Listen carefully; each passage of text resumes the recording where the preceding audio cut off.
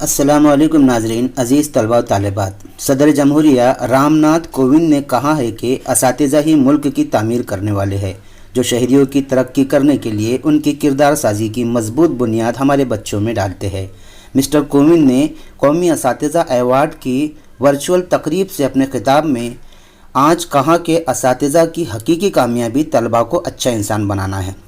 जो अक़ली तौर पर सोचने की काबिलियत और काम करने की अहल हों, जिनमें हमदर्दी, हिम्मत और दानिशमंदी, तख्लीकी सलाहियत, साइंसी सोच और अखलाकी अक़दार के तालमेल के काबिल हो। उन्होंने असातिज़ा के पुरअज़्म ताउन और फ़जीलत के तई इजहार तशक्कुर करते हुए कहा कि अच्छी क्लासरूम और आलात से आरास्ता स्कूल नहीं बनता है, बल्कि